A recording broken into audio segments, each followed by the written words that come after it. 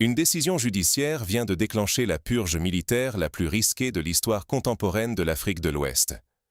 Le tribunal militaire du Burkina Faso vient de prononcer un verdict explosif contre l'ancien chef de l'État, Paul-Henri Sandaogo Damiba. Et contrairement à ce que vous pensez, ce verdict n'est pas la fin d'un long feuilleton politique, c'est le coup d'envoi d'une opération d'épuration sans précédent, pilotée par le capitaine Ibrahim Traoré. Dans les heures qui suivent la sentence, c'est un séisme dans les cercles militaires. Arrestation discrète, révocation soudaine, mutation d'urgence frappe la hiérarchie, du haut commandement aux officiers stratégiques. Mais pourquoi une telle vague de purge? Et pourquoi maintenant? À l'inverse des récits occidentaux qui réduisent Traoré à un simple dictateur paranoïaque, il s'agit d'un combat existentiel pour la survie du Burkina Faso, bien au-delà d'une lutte de pouvoir classique. Car la réalité, c'est qu'en prononçant ce verdict contre Damiba, la justice a remis à Traoré la clé d'un coffre-fort verrouillé depuis des décennies, celui de l'infrastructure secrète de l'ingérence étrangère. Pendant plus de 60 ans, ceux qui tenaient les rênes de l'armée burkinabé étaient formés, financés et même commandés à distance par les puissances étrangères, en particulier la France. Les généraux comme Damiba, nommés et choyés dans les académies européennes, ont longtemps protégé des intérêts extérieurs au détriment de la souveraineté nationale. Leur vrai pouvoir venait de leur capacité à maintenir ces liens, ces réseaux, ces canaux de communication avec les services étrangers. Résultat? Une armée divisée entre ceux qui servent la nation et ceux qui restent les relais d'intérêts occultes. Aujourd'hui, Traoré et ses jeunes capitaines, forgés par la guerre contre le terrorisme, mènent une bataille pour l'autonomie totale. Ils veulent libérer l'armée et le pays de toute tutelle invisible. Mais l'enjeu est terrible. S'il échoue, une guerre civile pourrait éclater, l'État pourrait imploser, et le Burkina Faso retomberait sous la coupe de ses anciens maîtres. Mais s'il réussit, une nouvelle ère de souveraineté pourrait s'ouvrir, inspirant toute l'Afrique francophone. Alors, comment en est-on arrivé là? Pour comprendre la véritable portée de cette purge, il faut revenir à la genèse du système militaire burkinabé. L'armée, héritage direct de la colonisation, n'a jamais été pensée pour défendre le peuple. Ce n'est pas un simple cliché anticolonial, c'est la clé pour comprendre tout ce qui se joue au Burkina Faso aujourd'hui. Revenons un instant sur la manière dont les armées des anciennes colonies françaises ont été façonnées. Dès le départ, leur mission première n'était pas la protection de la nation, mais le maintien de l'ordre établi, au service des intérêts de Paris.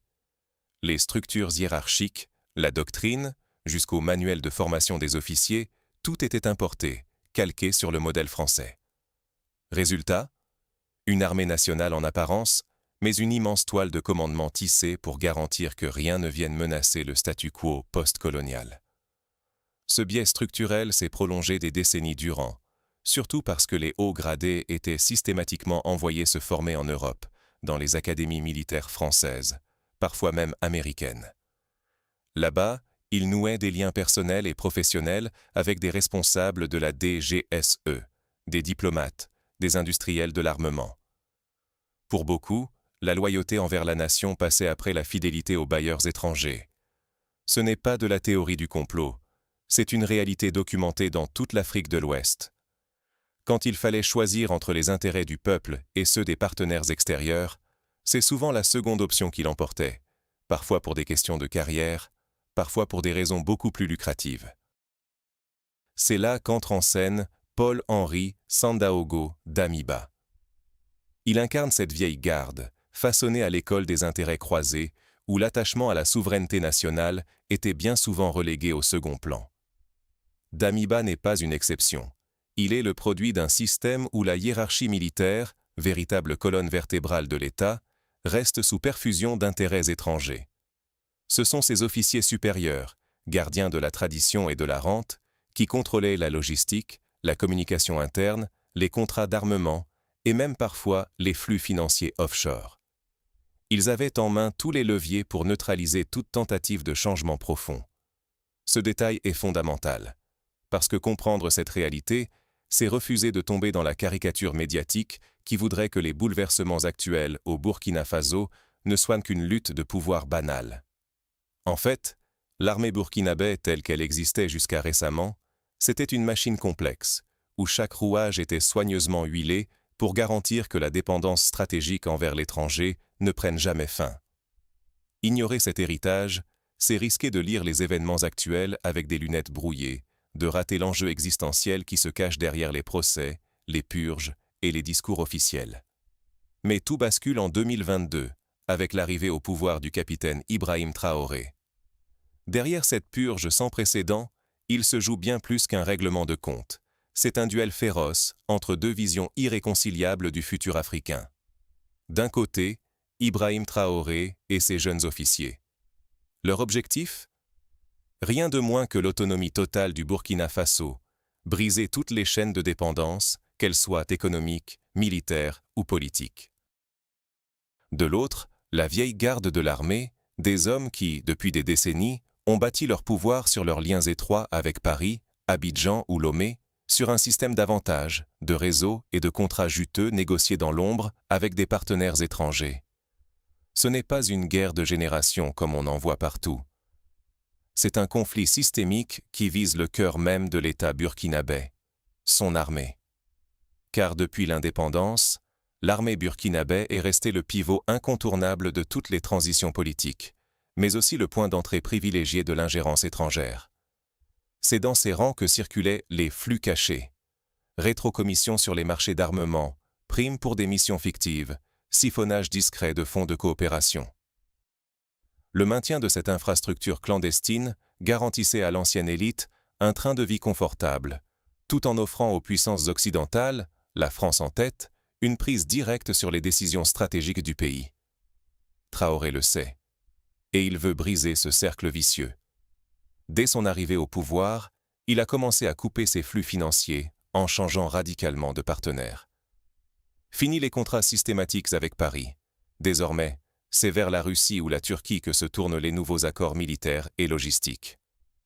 Les stocks d'armes changent d'origine, les formateurs sur le terrain ne parlent plus français, et les circuits bancaires traditionnels sont surveillés, voire asséchés.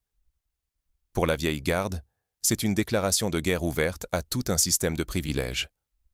Alors, la réaction ne s'est pas fait attendre. Les sabotages internes se multiplient. Communication brouillée au sein de l'état-major, délais étrangement longs dans la transmission des ordres sur le terrain, refus discret d'exécuter certaines missions. Parfois, on découvre que des unités ont été envoyées presque à l'aveugle vers des zones à haut risque, comme si quelqu'un voulait intentionnellement fragiliser la position de Traoré en exposant ses loyalistes à des défaites militaires. Chaque nouvelle opération révèle l'ampleur de la fracture. L'armée burkinabé est en train de devenir un véritable champ de bataille invisible, où la loyauté ne se mesure plus à l'ancienneté du grade, mais à la capacité de rompre avec l'ancien monde. Et l'histoire se répète. On peut remonter des décennies en arrière. Chaque fois qu'un leader africain a tenté de s'affranchir de la tutelle étrangère, c'est dans son propre état-major que se sont fomentées les trahisons. Le fantôme de Thomas Sankara plane plus que jamais sur la capitale. Lui aussi avait voulu croire à la fraternité révolutionnaire, refuser la purge et rallier à sa cause les plus sceptiques dans l'armée. Résultat, il a été trahi et assassiné par ses compagnons d'armes, eux-mêmes soutenus par les réseaux extérieurs. Pour Traoré, cette leçon est gravée dans le marbre. Il a choisi la survie, quitte à être diabolisé par la presse étrangère, plutôt que de finir comme un autre martyr de la souveraineté africaine. Mais ce choix comporte un prix colossal. En lançant une purge de cette ampleur, Traoré prend le risque non seulement de perdre sa propre vie, mais aussi la cohésion même de l'État. Car chaque arrestation de colonel ou de général, c'est une décennie d'expérience militaire qui disparaît. Les jeunes officiers promus à la hâte sont certes loyaux, mais parfois trop verts face à la menace des groupes djihadistes. Une erreur tactique, une ville qui tombe, et le soutien populaire à Traoré pourrait s'évaporer du jour au lendemain. Pire encore, si la purge frappe trop fort ou trop vite un bataillon fidèle à l'ancienne garde, c'est tout un pan de l'armée qui pourrait se retourner, déclenchant une guerre civile dévastatrice. Voilà ce qui est en jeu. Entre l'espoir d'une souveraineté retrouvée et le risque d'un effondrement total, Traoré marche sur une ligne de crête. Mais avec le verdict contre Damiba, il détient désormais l'arme légale ultime pour agir. Ce jugement ne vise pas seulement un ex-dirigeant en exil, il pose les bases d'une traque légale de toutes les complicités internes. Et c'est là que tout bascule. 3 chemins, 3 destins pour le Burkina Faso et, potentiellement, pour tout le continent africain. C'est la croisée des routes, et l'issue va façonner non seulement la souveraineté du pays, mais aussi l'équilibre des forces dans tout le Sahel. Premier scénario, le pire, la guerre civile par procuration. Imaginez, les officiers purgés, ceux que Traoré n'a pas réussi à neutraliser, ne vont pas simplement disparaître ou partir à la retraite. Non. Ils traversent la frontière, se réfugient en Côte d'Ivoire ou au Togo, là où l'influence occidentale demeure forte. Là-bas, dans l'ombre, ils reçoivent un financement discret, impossible à tracer, venant de puissances étrangères paniquées, à l'idée de perdre leur contrôle. Rapidement, ils rassemblent des expatriés mécontents, quelques mercenaires, et forment une milice armée jusqu'aux dents. Leur objectif ? Renverser Traoré sous prétexte de restaurer la démocratie. Mais ne nous y trompons pas.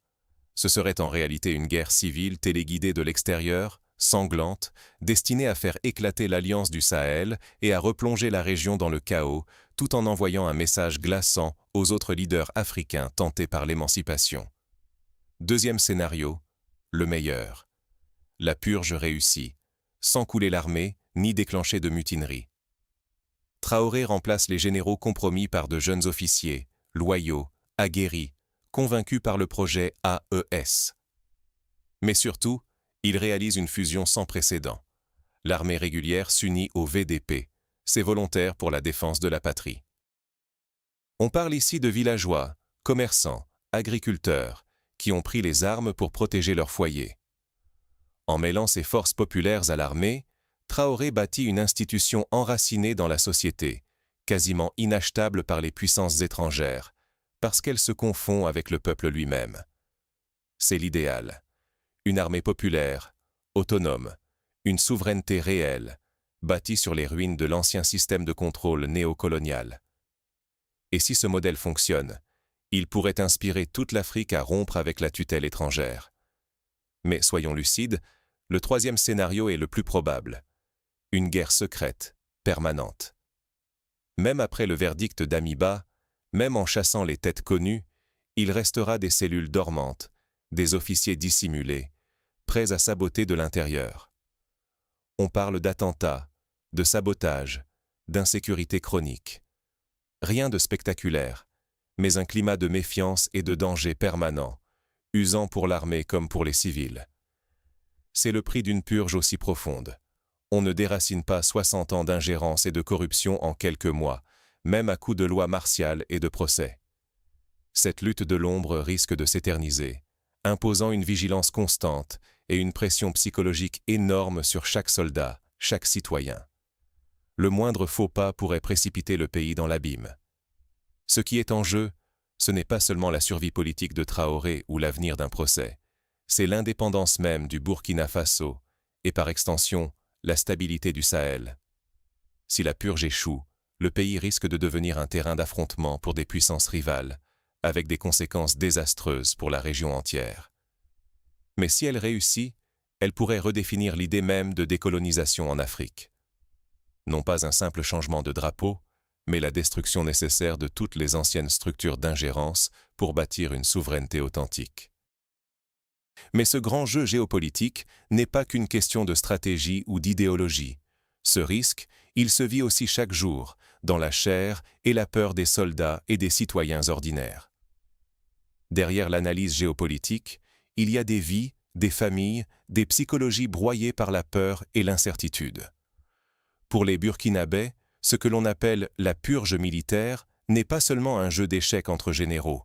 C'est la réalité d'un quotidien où personne ne sait plus à qui faire confiance. Soldats, civils, hauts fonctionnaires, tous vivent avec la sensation d'être scrutés, soupçonnés, parfois menacés, non seulement par l'État, mais aussi par des réseaux parallèles, des intérêts étrangers jamais vraiment partis depuis l'indépendance.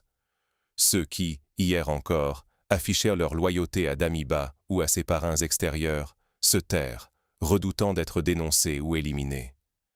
Ceux qui soutiennent Traoré savent que toute erreur peut leur coûter la vie. Dans ce climat de suspicion, la société entière risque l'épuisement, submergée par la peur de la trahison et la violence.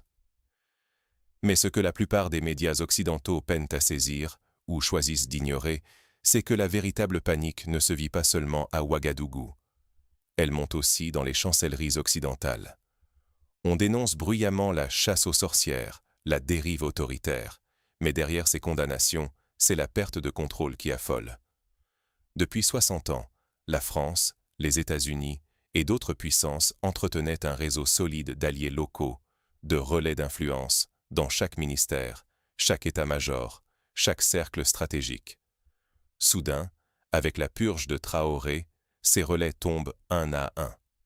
Les yeux et oreilles de l'Occident en Afrique de l'Ouest sont en train de disparaître. Pour la première fois depuis l'indépendance, la perspective d'un Burkina Faso véritablement opaque, fermé aux regards étrangers, devient réelle. Et cela, pour les anciens maîtres du jeu, est inacceptable. À ce stade, il faut bien comprendre que la souveraineté ne se résume pas à changer de drapeau ou de dirigeant. Ce n'est pas suffisant de reprendre les institutions laissées par le colonisateur, il faut les déconstruire, les refonder, souvent dans la douleur. L'armée burkinabé, comme tant d'autres en Afrique, a été façonnée dès le début pour défendre les intérêts de puissances étrangères. La réforme superficielle ne suffit plus. Il faut briser la machine, la reconstruire sur des bases nouvelles, avec des hommes et des valeurs choisis par le peuple lui-même. Le prix à payer est immense, car si la purge échoue, si l'on n'arrive pas à déraciner jusqu'au dernier réseau infiltré, le pays risque de sombrer dans une guerre civile sanglante, attisée et financée depuis l'extérieur. Si elle réussit, en revanche, le Burkina Faso pourrait devenir le premier État du Sahel à échapper réellement à la tutelle néocoloniale et ouvrir la voie à d'autres. Mais ce moment charnière exige une lucidité sans faille, autant des leaders que de la population. Sans cette vigilance, l'épuisement guette, et avec lui, la tentation de tout abandonner. Au final, deux vérités incontournables émergent. Deux vérités, une seule issue pour la liberté africaine. Regardons les choses en face. Ce que nous vivons aujourd'hui au Burkina Faso n'est pas une simple bataille entre militaires ambitieux. Non. C'est une opération à cœur ouvert, menée sans anesthésie, sur un corps étatique rongé par des décennies d'ingérence étrangère. Le capitaine Ibrahim Traoré ne se contente pas de déplacer des pions sur l'échiquier politique. Il tente, à main nue, d'arracher un cancer géopolitique profondément incrusté dans le tissu militaire et institutionnel du pays. Mais à chaque coup de scalpel, c'est l'existence même du Burkina Faso qui est en jeu. Si Traoré rate son coup, si la purge échoue ou s'arrête à mi-chemin, l'ancien réseau d'officiers formés, financés, contrôlés par des puissances étrangères, reprendra le contrôle. Et cette fois, il n'y aura plus d'opportunité pour un sursaut souverain. L'enjeu est total, vital, et dépasse de loin la personne de Damiba ou de Traoré. Voilà donc les deux enseignements clés à tirer de tout ce qui vient de se passer. Premièrement, une armée conçue, entraînée et approvisionnée par ceux qui exploitent votre pays ne protégera jamais votre liberté. Jamais. Elle protégera seulement les intérêts de ses donneurs d'ordre.